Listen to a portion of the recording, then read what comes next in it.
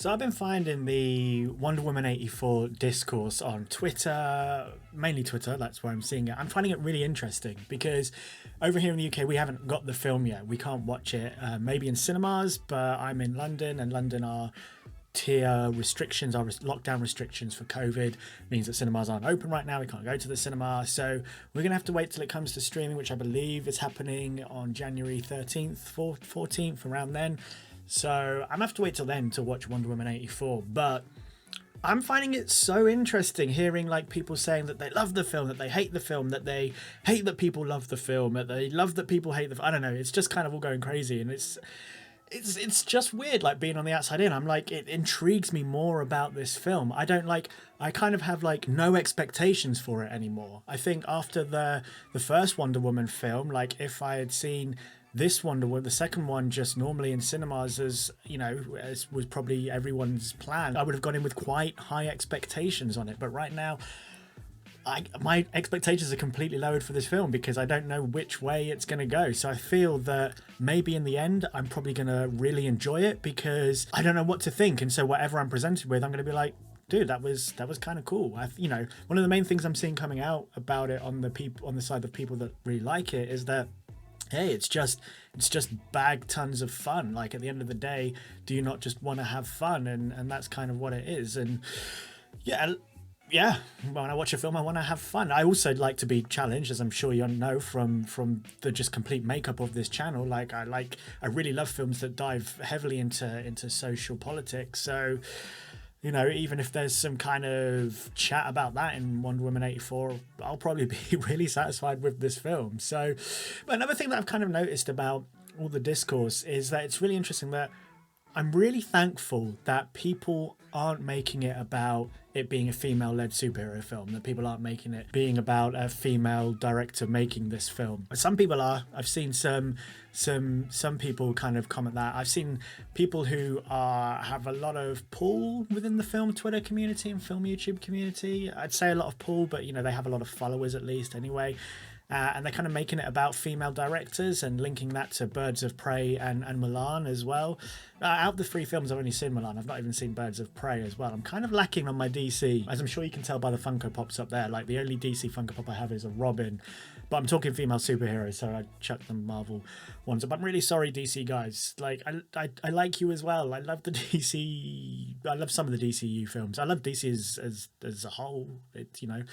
But anyway, that's besides the point. But yeah, I kind of find it interesting that this one person on Twitter kind of made things about female directors directing blockbuster films and that they still have a lot to learn. And I kind of think that they don't. I don't know. Like Mulan, writing wise, I felt lacked a little bit, but direction wise, it was a beautiful freaking film. I don't think that's really a question for that film. So I just think it was the writing that was a question for that film. But hey ho hum, whatever. So it's kind of nice to see that even though there's discourse for Wonder Woman 84, the discourse isn't centered around that aspect. And that's not to say that I'd go in expecting that. I'm just kind of thinking about what's happened in the past with films like Ghostbusters, with the latest Terminator film, with Captain Marvel, and I'm like, you know, like I kind of almost, if the film doesn't live up to the standards that people set, then that's always going to kind of be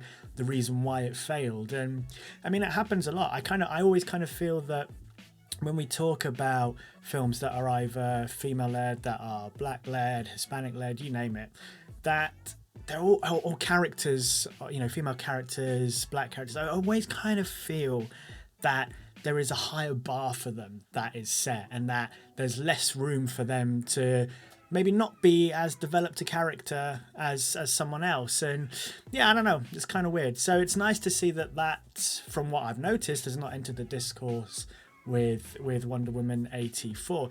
But one thing that I have noticed, and this isn't in the discourse, this is just something I kind of noticed in the grand scheme of things, and I don't know if people have touched on this. I've not read or watched reviews because I still want to go into this film as fresh as I possibly can, but this is the first female-led sequel comic book film. And I don't know, when that moment, I was thinking about this last night and that kind of hit me. I was like, oh my gosh, yeah.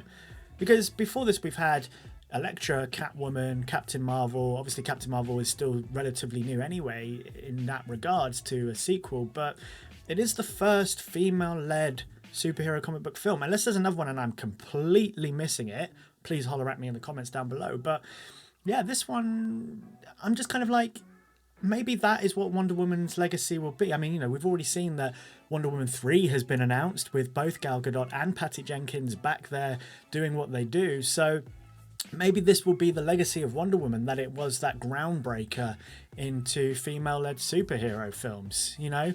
Because Elektra and Catwoman, I've never seen them, but I know all about them, and they never really took off in the way that maybe they should have. Wonder Woman did. Wonder Woman 2017 massively did. And, you know, if Wonder Woman 84 is a chink in the road or if it's not, I don't know. The point is that it is the first of a thing. It carries that accolade, and so maybe we should celebrate it for that, as well as if it is a great film, or, you know, I don't know. I think that's kind of monumental, and definitely there's going to be a trend in comic book films heading that way. We know Captain Marvel 2 is on the way. Then the MCU are really delving into it with their Disney Plus shows. You know, obviously we've got Miss Marvel and She-Hulk. I know that they are TV shows and not films, please. I get that distinction. But even look with Doctor Madness. But then even look with Doctor Strange 2, and that Wanda is coming into that and is going to be one of the main players in that film as well. I know it's still going to be led by Doctor Strange, but the space has really opened up, and I feel that Wonder Woman was the film that really opened up that space and said, yeah, female-led superhero films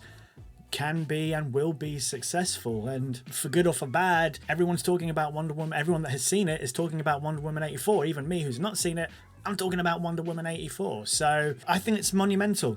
Irregardless of if I enjoy it or not, I will appreciate how monumental that it is. But yeah, that was just kind of a quick short video on that. I'll be interested to hear people's thoughts.